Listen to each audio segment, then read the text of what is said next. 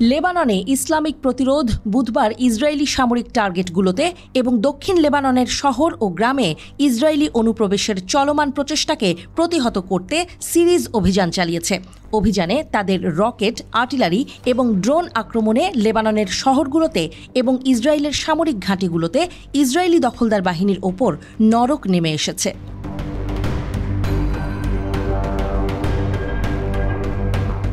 গোষ্ঠীটির যোদ্ধারা মারুন আল রাস শহরের বিপরীতে জল আল দেইর সাইটে, মার্কাবা শহরের বিপরীতে আল মার্জ সাইটে ইসরায়েলি বাহিনীকে রকেট ব্যারেজ দিয়ে টার্গেট করে।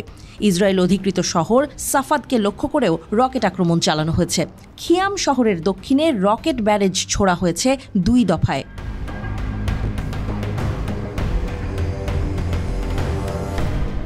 লেবানিজ প্রতিরোধ যোদ্ধারা কামানের গোলা দিয়ে চামা শহরের দক্ষিণ উপকণ্ঠে ইসরায়েলি সেনাদের উপর আঘাত হানে। নাহারিয়ার পূর্বে শেখ দানুনের উত্তরে অবস্থিত ইসরায়েলি দখলদার সামরিক বাহিনীর একটি লজিস্টিক ঘাঁটিতে এক ঝাঁক একমুখী ড্রোন দিয়ে একটি সফল আক্রমণ চালিয়েছে তারা। আক্কার উত্তরে অবস্থিত স্রাগা ঘাঁটিতে গোলানি ব্রিগেডের প্রশাসনিক সদর দপ্তরেও তারা সফল ড্রোন আক্রমণ করেছে।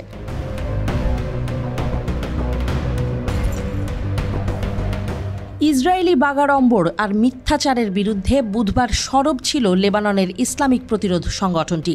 তাদের সামরিক মিডিয়া ইউনিট দখলদার ইসরায়েলের প্রধানমন্ত্রী বেনিয়ামিন নেতানিয়াহুর একটি মিথ্যা উদ্ধৃতির জবাব দিয়েছে। নেতানিয়াহু যে বলেছেন ইসরায়েল লেবানিজ প্রতিরোধের ক্ষেপণাস্ত্র সক্ষমতা 80% ধ্বংস করেছে, প্রতিরোধ যোদ্ধাদের মতে তা শুধুমাত্র একটি দ্রুত প্রতিক্রিয়া পাবার জন্য। সেই প্রতিক্রিয়া হিসেবে প্রতিরোধ যোদ্ধারা ক্ষেপণাস্ত্র এবং ড্রোন ব্যবহার করে তেল আবিবের রামাত গান এলাকায় আক্রমণ চালিয়েছে। তার ফলে বসতি স্থাপনকারীদের মধ্যে হতাহতের ঘটনা ঘটেছে, উল্লেখযোগ্য ক্ষতি হয়েছে এবং সেখানকার কিছু অংশে বিদ্যুৎ বিপর্যয় ঘটেছে।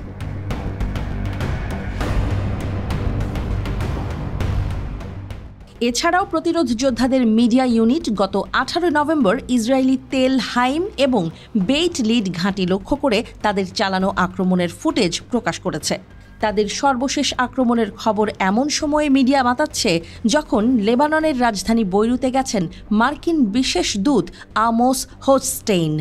লেবাননের ওপর ইসরায়েলি আগ্রাসনের অবসান ঘটাতে পারে এমন যুদ্ধবিরতি চুক্তির জন্য মার্কিন প্রস্তাবে লেবাননের প্রতিক্রিয়া জানতে তার এই সফর।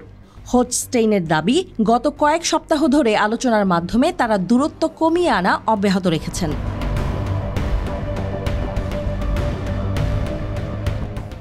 2 ঘন্টার বৈঠকের পর হোচস্টেইন সাংবাদিকদের বলেন তাদের কাছে সংঘাতের অবসান ঘটানোর একটি বাস্তব সুযোগ রয়েছে। বর্তমান সময়কে সিদ্ধান্ত নেয়ার একটি মুহূর্ত বলে উল্লেখ করেছেন হোচস্টেইন। তবে শেষ পর্যন্ত এই সংঘাতের একটি ইতি টানা সংঘাতে জড়িত পক্ষগুলোরই সিদ্ধান্ত বলে জানিয়েছেন তিনি। প্রায় 2 মাসের যুদ্ধে বৈরুতে দ্বিতীয় সফরে গিয়ে তিনি বলেছেন পরিস্থিতি এখন তাদের ধরাছোঁয়ার মধ্যে।